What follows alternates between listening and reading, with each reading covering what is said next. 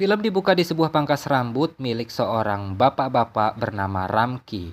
Nah, seorang karyawannya yang bernama Maharaja meminta izin cuti namun bosnya menolak karena akhir-akhir ini pangkas rambut mereka itu emang lagi rame-ramenya. Nah, keesokan harinya, Maharaja berniat membelikan boneka untuk anaknya, yang kebetulan toko boneka itu berada di seberang jalan. Istri dan anaknya tampak memperhatikan Maharaja, dan sesekali Maharaja ini memperlihatkan boneka yang hendak dibelinya itu. Saat hendak membayar, tiba-tiba aja ada sebuah truk oleng dan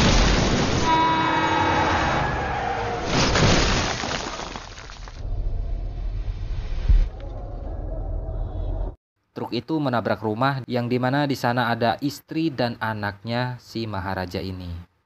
Scan berpindah 15 tahun kemudian. Kita diperlihatkan kepada seorang gadis SMA bernama Jyoti. Jyoti ini adalah anaknya Maharaja yang ternyata selamat dari insiden 15 tahun yang lalu. Di sekolah, si Jyoti ini tidak begitu pandai dalam pelajaran akademik, sehingga Jyoti ini sering sekali dimarahi oleh gurunya. Jyoti ini lebih tertarik di bidang olahraga. Seorang guru bernama Ashifa terus melatih Jyoti olahraga lari karena Jyoti ini akan mengikuti perlombaan lari. Diketahui, Jyoti dan Maharaja ini hidup sangat sederhana. Semenjak insiden 15 tahun yang lalu, Jyoti dan Maharaja ini menjaga sebuah tong sampah yang mereka beri nama Laksmi. Bahkan setiap malam Jumat, mereka itu memandikan Laksmi dengan air dan abu suci. Karena mereka telah menganggap Laksmi ini bagian dari keluarga mereka. Lakshmi குளிப்பாட்டி பொட்டு வச்சு சாமி கும்பிடுவோம்.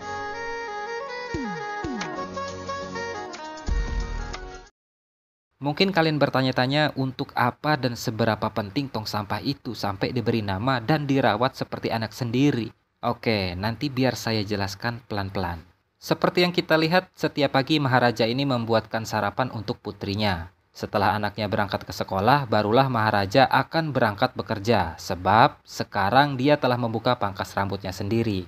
Sebagai ayah yang baik, setiap sebulan sekali dia mengajak putrinya jalan-jalan entah ke pantai atau tempat liburan lainnya. Maharaja tampak sangat menyayangi putri sematawayangnya itu. Bahkan dia akan melakukan apapun demi sang putri kesayangannya. எப்ப எவ்வளோ முடியல கடை விட்டு. Suatu hari, kepala sekolah mengeluarkan Jyoti karena menuduh Jyoti telah mencampurkan alkohol ke dalam minuman para tamu penting yang saat itu datang berkunjung ke sekolah. Botol minuman alkohol itu ditemukan di tasnya si Jyoti. Ya, merasa anaknya tidak mungkin melakukan hal itu, Maharaja pun terus membela anaknya di depan Pak Kepala Sekolah. Tak lama, Bu Asipa datang bersama seorang siswa lainnya yang ternyata dialah yang sudah mencampurkan alkohol ke dalam minuman para tamu. Dan dia jugalah yang menaruh botol alkohol itu ke dalam tasnya Jyoti. Ini judulnya gara-gara sebotol minuman ya. Siswa itu pun ditampar oleh kepala sekolah dan akhirnya Jyoti pun tidak jadi dikeluarkan. Namun dengan sombongnya kepala sekolah itu tidak mau meminta maaf kepada Jyoti. Ya meskipun hidup pas-pasan, Maharaja ini ya adalah orang yang punya harga diri tinggi. Dia ingin kepala sekolah meminta maaf kepada putrinya. Meskipun para satpam sudah memintanya pergi, namun dia tidak akan pernah pergi sebelum kepala sekolah itu meminta maaf kepada putrinya. Beberapa hari setelah itu, Jyoti akan mengikuti pelatihan yang mengharuskan dirinya menginap di luar kota hingga 1 minggu lamanya. Dia mengingatkan ayahnya untuk menjaga diri baik-baik dan selalu membersihkan si Laksmi ini, sebuah tong sampah kesayangan mereka.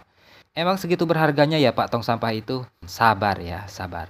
Suatu hari Maharaja baru pulang dari kios cukurnya dan dia mendapati rumahnya telah berantakan. Maharaja terkapar tak sadarkan diri, bahkan dia dilewati oleh seekor ular kobra yang beruntungnya ular itu hanya numpang lewat saja. Kemudian scan berpindah kepada seorang anggota dewan bernama Kuruna pergi ke sebuah bengkel. Si Kuruna ini memukuli pemilik bengkel lantaran kacamatanya hilang saat servis di tempat itu. Tak lama kemudian datanglah seorang karyawan bengkel yang bernama Dana. Nah, si Dana inilah yang kebetulan membawa mobil itu ke bengkel. Pemilik bengkel pun mengira jika Dana lah yang mengambil kacamata itu. Apalagi track record Dana ini memang kebetulan dia ini seorang mantan narapidana. Tanpa basa-basi, Kuruna ini langsung memukul Dana hingga babak belur. Dia menginginkan kacamata itu dikembalikan kepadanya karena kacamata itu adalah pemberian dari artis idolanya. Setelah puas menghajar Dana, Kuruna pun pergi ke sebuah bar untuk menenggak sebotol minuman. Gara-gara sebotol minum. Tak lama kemudian datanglah Dana dengan membawa kacamata itu, yang ternyata ya memang Dana itulah yang mencuri kacamata milik Kuruna. Si Dana ini datang ke bar untuk membalaskan dendamnya kepada Kuruna. Dengan gagahnya, Dana menghabisi Kuruna dan para pengikutnya sampai babak belur. Sementara itu di kantor polisi, seorang pencuri motor dipukuli habis-habisan oleh polisi yang bernama Perumal. Nah, di sana juga kebetulan ada Maharaja, di mana Maharaja ini hendak melaporkan kasus perampokan yang baru saja dialaminya. Maharaja lalu menceritakan kronologinya, di mana pada malam itu saat dia baru pulang dari kios, dia diserang oleh dua orang yang menggunakan topeng. Dia juga sempat menggigit tangan salah satu orang itu. Namun pencuri ketiga datang dan memukul Maharaja dengan tongkat besi sehingga membuat telinganya terluka. Dan kabar buruknya, salah satu dari mereka itu membawa pergi Laksmi, tong sampah besi kesayangannya. Lagi-lagi tong sampah ya. Maharaja meminta Perumal atau polisi di situ agar segera mencari tong sampah itu. Mendengar hal itu, tentu saja Perumal marah-marah. Karena dia ini seorang polisi ya, masa disuruh mencari tong sampah. Nah, disinilah kita akan tahu kenapa Laksmi atau tong sampah itu begitu berharga bagi si Maharaja dan putrinya ini. Menurut mereka, Laksmi sangat berharga karena telah menyelamatkan putrinya dulu dari tragedi kecelakaan yang menimpa istri dan anaknya. Seperti yang kita lihat di awal film tadi. Begitu. Maharaja sempat mengancam ke Perumal kalau dia akan melaporkan Perumal pada atasannya kalau tidak bisa melayani warga dengan baik. Namun Perumal tetap tidak peduli. Lihatlah bagaimana Maharaja tetap ngotot ingin Laksmi kembali. Suasana pun ricuh karena Maharaja ini memaksa Perumal untuk membantunya. Maharaja bahkan tak sengaja merobek bajunya Perumal. Dia menggenggam sebuah tiang yang akhirnya membuat tiang itu roboh dan apa yang ada di atasnya semua terjatuh. Hingga sebuah ular keluar dari dalam guci. Tentu semua orang kabur ketakutan, namun tidak dengan Maharaja. Bahkan dia menggenggam ular itu dan mengancam semua orang kalau semua harus mencari Laksmi.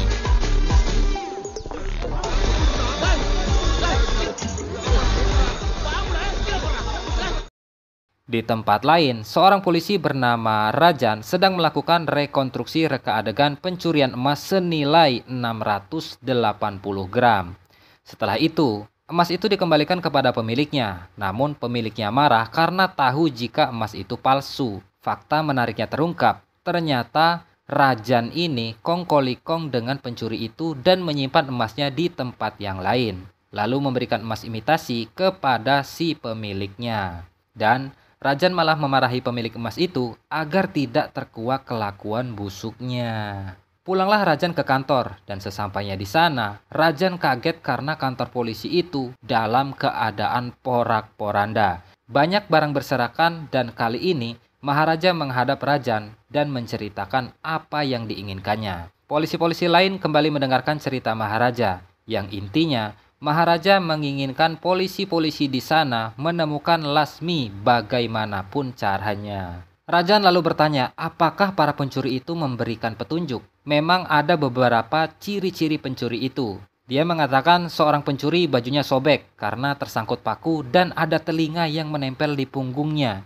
Merasa Maharaja ini hanya menghabiskan waktunya, Rajan lantas menampar Maharaja dan meminta semua polisi membawanya pergi dari kantor. Meskipun sudah diperlakukan sedemikian rupa, Maharaja tetap saja tidak menyerah. Dia pulang mengambil uang sebanyak 40.000 dan memberikan uang itu kepada polisi untuk menyogoknya. Dia berjanji ini hanya DP saja dan sisanya akan memberikan 500.000 rupiah lagi untuk Rajan jika berhasil menemukan Laksmi. Ya, sebagai inspektur, dia lantas kembali menampar Maharaja karena telah berani menyogoknya di depan semua orang secara terang-terangan. Uang DP itu pun akhirnya diberikan secara sembunyi-sembunyi ya. Akhirnya diterima juga sih. Keesokan harinya, Rajan, Perumal, dan salah satu polisi lainnya yang bernama Kuzal mulai menginvestigasi rumah Maharaja. Di sana mereka malah menemukan buku tabungan Maharaja yang saldonya senilai 1,5 dan situasi itu bisa digunakan mereka untuk memeras si Maharaja ini.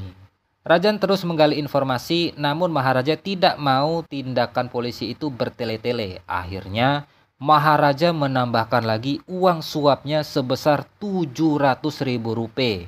Tujuannya agar polisi lebih cepat kerjanya. Scan berpindah ke dua orang perampok bernama Selvam dan Sobari tengah mencuri di sebuah rumah. Penghuni rumah itu adalah seorang ibu dan anak keduanya yang telah diikat. Nah, kayak yang kita lihat si Selvam ini sibuk makan aja dan mencari barang-barang yang bisa dia curi. Sedangkan Sobari melihat gadis yang cantik, birahinya meronta-ronta hingga dia pun tega memperkaos anak gadis itu. Karena ibu dan anak itu telah tahu dengan Selvam dan Sobari, maka mereka yang tidak mau dilaporkan ke polisi, akhirnya setelah mengambil barang jarahannya, mereka pun tak segan-segan meledakkan rumah itu bersama dengan penghuninya sekaligus. Selesai dengan misi perampokannya, Selvam pun pulang ke rumah. Istrinya bernama Abirami. Nah, istrinya ini selama ini tidak pernah mengetahui kalau suaminya ini adalah seorang perampok. Meskipun di luar Selvam ini adalah orang yang jahat dan tidak tahu ampun, tapi dia ini di rumah adalah seorang ayah yang baik yang sangat menyayangi anak dan istrinya, di mana dia mempunyai seorang anak yang masih balita dan diberi nama Amu. Selvam ini memberikan hadiah barang curiannya semalam, namun Amu sama sekali tidak menyukainya. Ya karena Amu ini tidak menyukai pemberian si Selvam ini, Selvam pun membuang barang itu ke sebuah tong sampah yang mirip sekali dengan Laksmi. Scan berpindah ke Maharaja, di mana dia ini dinasihati oleh seorang polisi agar dirinya tidak membuang-buang uang. Karena para polisi itu tidak mungkin mendapatkan tong sampah Laksmi. Dia tetap yakin karena Rajan berjanji akan menemukan tong sampah itu. Nah, di sisi lain ternyata Perumal dan Kuzal ini terus mencari keberadaan tong sampah atau si Laksmi itu. Karena ingin kasusnya segera ditangani, Maharaja ini setiap hari bahkan datang ke kantor polisi. Hal itu pun dimanfaatkan oleh polisi lain. Mereka menyuruh Maharaja ini untuk beli makan, beli rokok, ngepel, bahkan mencuci mobil mereka. Maharaja juga terus berusaha dengan mengecek punggung-punggung polisi ini karena dia meyakini salah satu pencuri itu memiliki benjolan di punggung, yaitu daging seperti kuping itu ya. Sementara itu Joti sedang mengikuti pelatihannya. Dia sibuk sekali dengan kegiatan pelatihannya itu. Sesekali dia menelpon ayahnya untuk menanyakan kabar sang ayah. Namun akhir-akhir ini Maharaja tidak mengangkat telepon dari sang anak, sehingga Joti kadang-kadang marah dengan ayahnya. Di sisi lain diketahui Selvam mempunyai sebuah toko elektronik. Ya sebenarnya kita tahu kalau bisnis toko elektroniknya si Selvam ini cuman kedok aja ya. Supaya terlihat nggak nganggur gitu ya. Nganggur tapi punya uang itu kan terlalu mencolok. Akhirnya dia ya pura-pura buka usaha toko elektronik gitulah.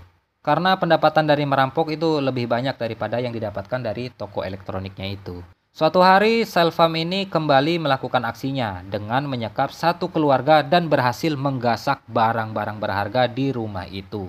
Dan di suatu siang terlihat Selvam sedang mengganti perban anaknya. Yang baru kita ketahui ternyata luka punggung di Amu atau di anaknya si Selvam ini disebabkan karena kejatuhan barang-barang tajam dari loteng rumahnya. Karena begitu susah mencari Laksmi, Rajan menelpon Nalasivam dan memintanya untuk mencari replika tong sampah yang sama atau yang mirip dengan tong sampah yang bernama Laksmi itu.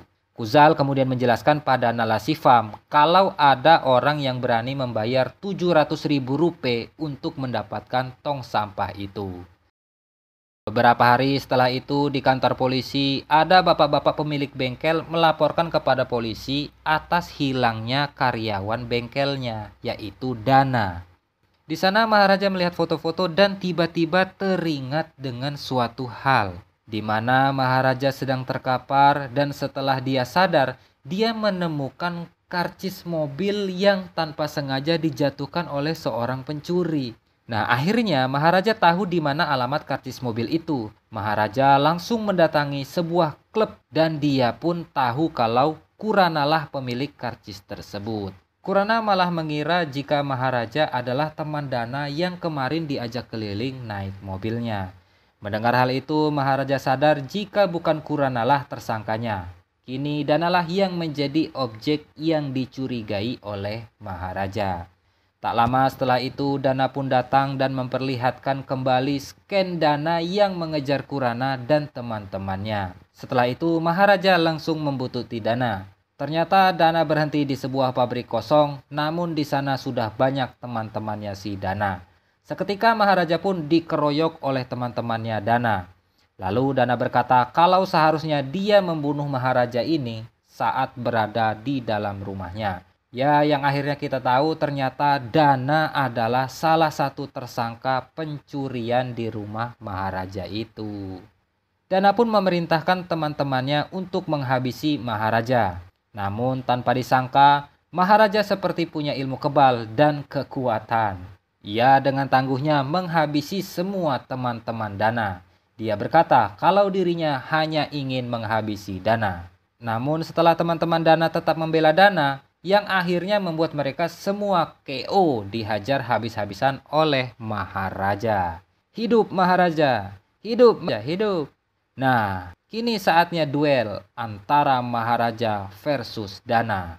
Dengan wajah garangnya, Maharaja bertanya, siapa kedua pencuri selanjutnya? Dana hanya berkata, kalau salah satunya ada di kantor polisi. Setelah adegan pertikaian yang cukup mengerikan, akhirnya Maharaja berhasil menghabisi Dana.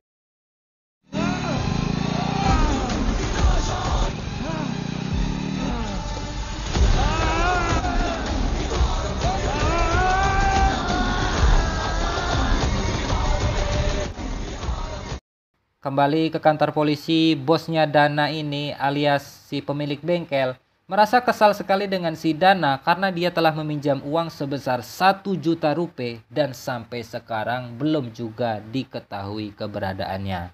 Tak lama Kurana datang bersama dengan pengacaranya dengan kondisi leher yang diperban. Kurana berkata jika dirinya memang ribut dengan pemilik bengkel, namun Dana berhasil menghajarnya di klub hingga membuat lehernya seperti itu.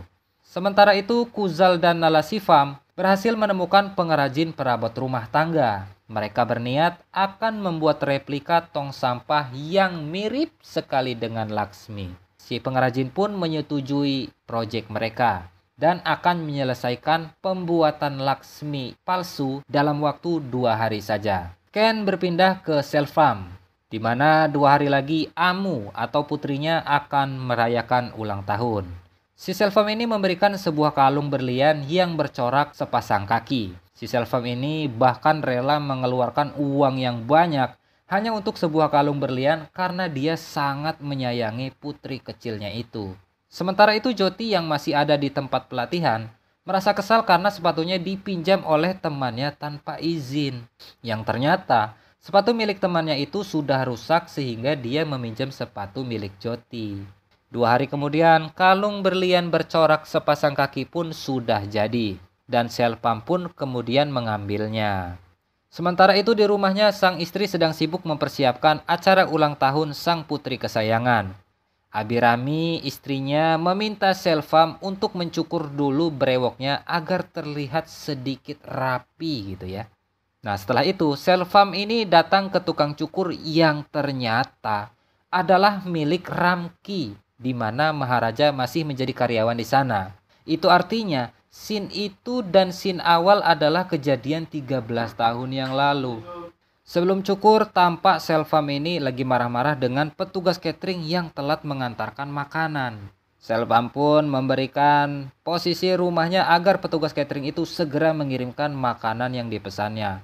Ternyata Maharaja pun dari tadi mendengar dan memperhatikan pembicaraan si Selvam ini.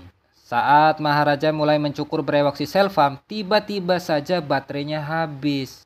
Maharaja pun meminta izin untuk membeli baterai terlebih dahulu ke toko sebelah. Tak lama, Sobari menelpon Selvam dan memberitahu jika kasus perampokan mereka mulai terendus oleh media yang bahkan polisi sudah mulai mencari keberadaan mereka.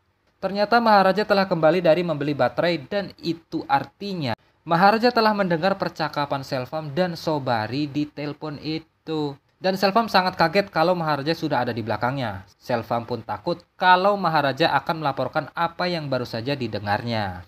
Pesta ulang tahun Amu pun akan segera dimulai. Di rumah Selvam ini sudah ada Sobari ya. Selvam pun mengatakan pada Sobari kalau percakapan mereka di telepon tadi telah didengar oleh seorang tukang cukur. Lalu si Selvam ini berniat akan menghabisi tukang cukur itu dan menyembunyikan barang jarahan mereka ke tempat yang lebih aman. Saat hendak mengambil kalung, ternyata kalung itu sudah tidak ada. Yang ternyata kalung itu tertinggal di kios cukur dan ditemukan oleh Maharaja. Maharaja berniat akan mengembalikan kalung tersebut. Untungnya, tadi dia sempat menguping di mana alamat si Selvam ini berada. Namun sayangnya setelah hampir sampai di rumah si Selvam ini, ternyata Maharaja ini kebetulan berjalan di depan para polisi yang akan menangkap si Selvam dan Mang Sobari. Ya tentu hal itu membuat kesalahpahaman ya. Dan membuat Selvam dan Sobari berpikir jika Maharaja telah melaporkan mereka. Padahal polisi itu memang sebenarnya sudah mengumpulkan bukti bahwa pelaku perampokan adalah si Selvam dan Sobari. Saat hendak ditangkap, Sobari pun berusaha menyelamatkan diri dengan menembak salah satu polisi. Dan bukannya selamat, Sobari malah ketembak oleh polisi lain dan mati di tempat. Setelah tahu jika suaminya adalah seorang perampok, Abirami sangat kecewa dan sedih. Dia tidak mengizinkan Selvam untuk bertemu dengannya dan putri kesayangannya. Saat itu Selvam menyimpan dendam yang sangat luar biasa kepada Maharaja. Karena si Selvam ini mengira bahwa Maharaja lah penyebab ini semua. Sehingga istrinya tidak mau lagi bertemu dengannya. Scan pun berpindah. Terlihat Joti yang mengirim pesan voice note kepada ayahnya. Ternyata dia ini meminta ayahnya untuk membelikan sepatu baru berwarna merah. Dengan alasan kalau sepatunya sudah rusak. Yang kita tahu padahal sebenarnya sepatunya itu diberikan kepada temannya karena merasa iba. Kasihan temannya udah nggak punya sepatu tadi ya. Sementara itu seorang polisi berkata kalau tong sampah atau si Laksmi sudah berhasil diketemukan. Di sisi lain, Nalasivam disuruh Rajan untuk mengubah tong sampah yang baru dipesan tadi itu menjadi kotor dan penyok-penyok ya agar mirip dengan Laksmi yang asli. Selain itu, Rajan juga akan mencari tersangka palsu untuk mengaku sebagai pencurinya. Rajan kemudian menelpon orang-orang kenalannya yang akan dijadikan tersangka palsu. Namun, mereka semua malah menolak karena barang curiannya hanyalah tong sampah ya. Rajan berkata kepada Kuzal kalau tersangka palsu harus segera ditemukan agar mereka bisa mendapatkan uang 700.000 rupiah tadi, ya kan? Sementara pencuri palsu akan mendapatkan bagian sebesar 50.000 rupiah. Lumayan. Mendengar hal itu, Nalasivam pun mau menjadi tersangka palsunya. Setelah itu, Rajan meminta anak buahnya untuk menelpon Maharaja agar kembali menceritakan peristiwa itu dari awal sampai akhir dengan detail. Tujuannya, ya agar nantinya akan dihafalkan oleh si Nalasivam ini agar bisa berakting saat mereka reka adegan. Dan kali ini, Maharaja menceritakan kejadian yang sebenarnya. Di mana disinilah kita tahu ternyata kisah pencurian yang diceritakan selama ini adalah kisah yang dialami oleh putri kesayangannya yaitu Joti. Pak, gimana Pak ceritanya? Oke, jadi begini ceritanya. Waktu itu saat Maharaja baru menutup kios cukurnya sekitar pukul 10 malam. Di saat bersamaan Joti baru saja pulang ke rumah. Lantas Joti mengambil kunci yang memang biasanya ditaruh oleh Maharaja ini di bawah pot. Lalu si Joti masuk dan berganti baju. Tiba-tiba dua pencuri datang dan menyekap mereka secara diam-diam. Dialah Dana Nalasivam, seorang calon tersangka palsu. Ini mah bukan tersangka palsu, tersangka beneran. Oke, kita lanjut dulu. Joti menggigit jari Nalasivam dan kemudian mendorongnya. Dia merasakan ada benjolan telinga di punggung Nalasivam. Sampai akhirnya pencuri ketiga datang memukuli Joti dengan tongkat besi yang ternyata adalah Selvam. Betul ternyata dugaan kita kan. Ya, Selvam telah keluar dari penjara. Dia masih menyimpan dendamnya terhadap Maharaja dan dia mengajak Dana yang memang sudah dikenalnya saat di penjara. Serta dia juga mengajak Nalasivam yang memang sudah mengenalnya sejak lama. Nah, rencananya si Selvam ini akan menghabisi Maharaja dibantu oleh kedua temannya itu tadi. Disebabkan dendamnya kepada Maharaja yang menurutnya telah melaporkan dia ke kantor polisi. Tidak mau menyia-nyiakan gadis itu, dengan bejatnya si Nalasivam ini memperkaos Joti bergantian dengan Dana. Ih, minta-minta kejadian kayak gini nggak pernah terjadi ya di sekitar kita ya. Seperti biasa, Nala Shipam hanya diam dan makan saja di tempat itu. Setelah aksi bejatnya itu, Nala Shipam ini berkata, harusnya Maharaja ini sudah sampai rumah sekarang. Karena mereka ini telah memata-matai Maharaja ini sampai seminggu, 2 minggu, bahkan sebulan lebih ya. Nah, menunggu terlalu lama, Selvam pun memutuskan akan membunuh Maharaja di lain waktu saja. Nah, setelah mendengar hal itu, Nala Shipam ini kaget gitu ya. Ternyata dia disuruh menjadi tersangka palsu atas perbuatan yang memang dia lakukan gitu loh. Kemudian dia ini mencari-cari alasan agar tidak jadi tersangka palsu karena takut. Rajan kemudian sempat marah karena Nala Shipam ini pelin-pelan. Akhirnya Nala Shipam tetap menjadi tersangka palsu, namun dia berniat menelpon istrinya dulu. Tapi bukannya menelpon istrinya, dia memberitahu semuanya kepada si Selvam. Dari mulai Maharaja yang lapor polisi, sampai dana yang hilang entah kemana. Kemudian si Selvam ini meminta si Nala Shipam ini agar tetap tenang saja. Nah, si Nala Shipam ini berniat akan pulang, namun Rajan menolak. Dia meminta Nala Shipam untuk tidur di rumahnya. Karena rumahnya si Nala Shipam ini memang jauh, sedangkan reka adegan ini akan dilakukan besok pagi-pagi sekali. Scan kembali memperlihatkan malam saat Maharaja baru pulang. Betapa kagetnya Maharaja mengetahui putrinya telah babak belur.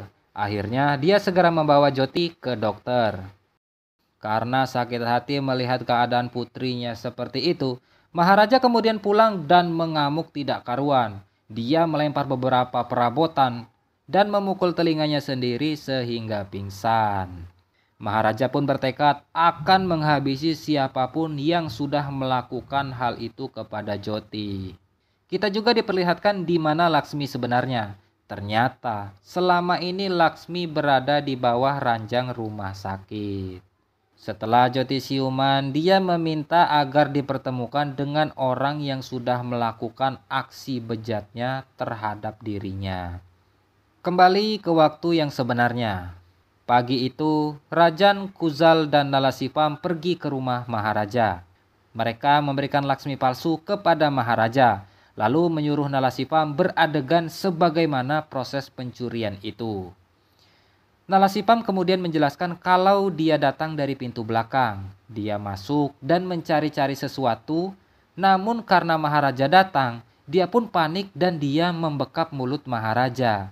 Nah, disinilah Maharaja tahu kalau dirinya mulai dibohongi. Maharaja lalu mengecek punggung Nala Shipam, dan benar saja, di belakangnya ada benjolan kuping. Ternyata Nala Shipamlah pelaku kedua setelah Dana. Tentu Maharaja sangat emosi, namun dia berusaha sebaik mungkin untuk menahan emosinya dan berkata kalau dia sudah memaafkan Nala Shipam. Ya, maksudnya agar Nala Shipam ini tidak dipenjara. Dan nantinya ia Maharaja sendirilah yang akan menghakimi atau menghabisi si Nala Shipam ini. Gitu. Rajan pun tentunya menjadi marah. Kenapa Maharaja mau melepaskan Nala Shipam? Padahal dialah orang yang sudah memperkaos putrinya. Dan di sini kita tahu ternyata selama ini Rajan ini meminta Perumal dan Kuzal mencari tahu fakta tentang kematian si Dana. Rajan pun menjebak Nala Shipam dengan memancingnya menjadi tersangka palsu. Jadi sebenarnya si Rajan ini sudah tahu apa yang sebenarnya dialami oleh si Maharaja. Dan dia juga tahu kalau pelakunya adalah si Nala Shipam. Makanya dia tadi yang sebenarnya itu adalah settingan belaka. Sebagai seorang ayah, Rajan juga tidak tega dengan keadaan Jyoti. Kemudian dia memberikan sebuah parang kepada Maharaja agar bisa menghajar Nala Shipam sampai dendamnya terbalaskan. Raja mengunci rumah Maharaja dan membiarkannya menghabisi Nala Shipam. Setelah menghabisi Nala Shipam, Maharaja langsung OTW pergi ke tempat Selvam. Di sana, Maharaja menyerang beberapa pekerja lain. Selvam yang mendapat telepon dari seorang pekerja yang berkata kalau ada seorang pria yang mengamuk dan mencari dirinya. Selvam tahu jika itu pasti adalah Maharaja. Dia sudah menanti hari itu karena akan menghabisi Maharaja. Namun betapa kagetnya Maharaja saat bertemu dengan Selvam. Terutama, Selvam adalah pria yang ditemuinya di tempat cukur 15 tahun yang lalu. Tanpa basa-basi Selvam memukuli Maharaja karena Maharajalah hidupnya menjadi berantakan. Anak dan istrinya tidak mau bertemu dengannya lagi. Selama 15 tahun di penjara, Selvam hanya memikirkan cara membalas dendam kepada Maharaja. Setelah panjang kali lebar Selvam berbicara, kini saatnya Maharaja membalas pukulan Selvam. Tidak mau kalah, Maharaja memukul Selvam dengan sekop. Bahkan kakinya dipukul dengan batu bata yang besar. Dengan tubuh yang lemah, Selvam masih saja banyak bicara. Dia berkata kalau rasa sakit di tubuhnya akan sembuh, sementara Maharaja akan terus merasakan sakit ketika melihat Joti. Itulah sebabnya Selvam membiarkan Joti hidup. Dia hanya menyiksa anak gadis itu dan membiarkan Dana serta Nalasifa memperkaosnya. Tak lama Joti dan Bu Asifa pun datang. Joti mendekati Selvam lalu melemparkan sebuah kalung berlian bercorak kaki. Joti juga berkata apapun yang terjadi dengannya, dia tidak akan menyerah. Dia akan terus menatap masa depan yang cerah. Selvam baru sadar dengan kalung yang dilemparkan oleh Joti. Dia teringat 15 tahun yang lalu kalung itu akan diberikan kepada putri kecilnya. Jadi pada saat Selvam di penjara, Maharaja beserta istri dan anaknya selalu mendatangi rumahnya untuk mengembalikan kalung itu. Namun ternyata Abirami dan Amu sudah pindah rumah, tepat di seberang toko boneka seperti di scan awal tadi. Abirami menolak kalung itu karena menurutnya banyak orang yang kehilangan harta dan nyawa gara-gara ulah suaminya. Istrinya Maharaja meminta Maharaja untuk membelikan boneka saja di toko seberang rumahnya sebagai ganti dari kalung tersebut. Dan tiba-tiba sebuah truk menabrak rumah itu seperti scan di awal tadi, hingga mengakibatkan istri dan anak Maharaja meninggal. Tidak terkecuali Abirami juga meninggal. Yang tersisa hanyalah Amu yang saat itu terselamatkan oleh tong sampah besi yang jatuh dari atasnya. Akhirnya Amu pun diangkat menjadi anak Maharaja. Lalu ia memberinya nama dengan nama Joti. Sadar dengan luka di punggung Joti, Selvam pun kini tahu kalau Joti adalah Amu, anak sematawayangnya. Selvam terus memanggil-manggil nama Amu, namun Joti tidak mengerti. Kemudian Joti pergi bersama Bu Asifa. Selvam meminta Maharaja agar memaafkannya dan dia ingin bertemu dengan anaknya. Maharaja berkata kalau dia bukanlah Amu, dia adalah Joti, putri kesayangannya. Karena merasa sangat berdosa, akhirnya Selvam pun memutuskan untuk terjun bebas dari bangunan itu. Dan film pun berakhir.